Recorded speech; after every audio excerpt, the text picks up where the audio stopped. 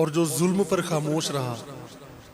تو ایک بزرگ سے کسی نے پوچھا کہ جی ایک بادشاہ ظالم ہو اور اس کا لباس سینے والا، اس کا درزی، پوچھا جی کیا وہ بھی پھر ظالمین میں شامل ہوگا؟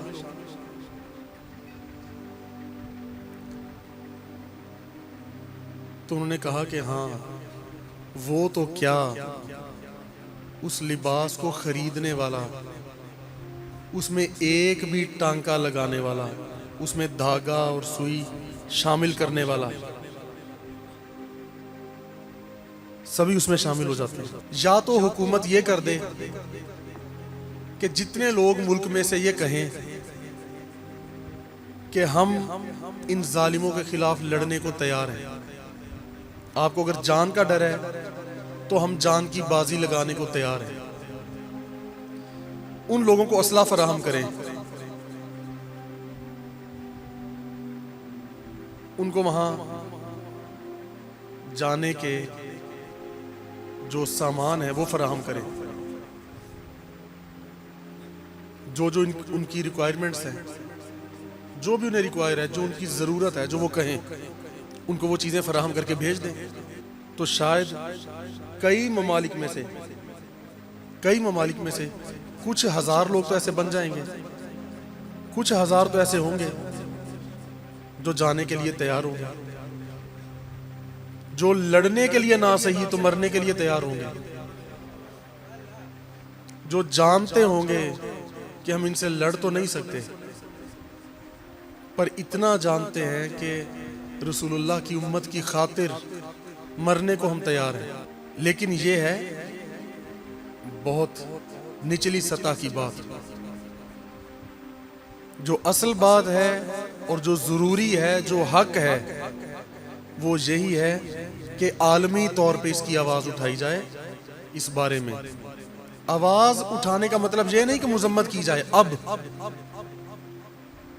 جب یہ معاملہ شروع ہو رہا تھا، مذمت تب بنتی تھی، اب مذمت نہیں بنتی، اب جواب بنتا ہے، اب جہاد بنتا ہے. اللہ فرماتا ہے کہ لوگوں تمہیں کیا ہو گیا ہے؟ وہ ہم سے مخاطب ہے، تمہیں ہو کیا گیا ہے؟ تم اللہ کی راہ میں کیوں نہیں لڑتے؟ نہ اپنے آپ کے ساتھ، نہ اپنے نفس کے ساتھ جہاد کرتے ہو، نہ ظلم کے خلاف جہاد کرتے ہو. تمہیں کس چیز نے غافل کر دیا ہے؟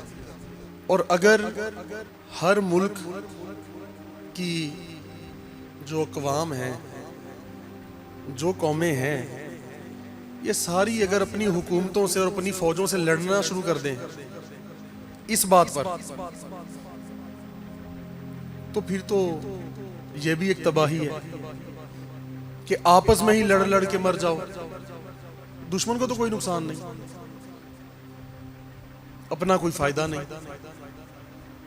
تو اس وجہ سے اب تو اس میں کوئی دیر کی بات نہیں رہی، کوئی سوچنے کی بات نہیں رہی.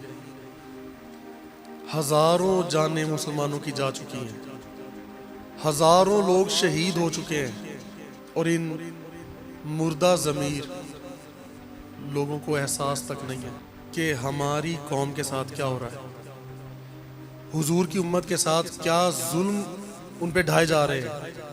اللہ تعالی ظالموں کو معاف نہیں کرتا، گناہ گاروں کو، حقوق اللہ میں غفلت کرنے والوں کو معاف فرما دیتا ہے. لیکن جس نے ظلم کیا اس کی مخلوق پر، اور جو اس ظلم میں شریک ہوا، اور جس نے یہ نہ چاہا کہ ظلم رک جائے، ختم ہو جائے، ظالم ختم ہو جائے، وہ بھی اسی کی لپیٹ میں آ جاتے ہیں.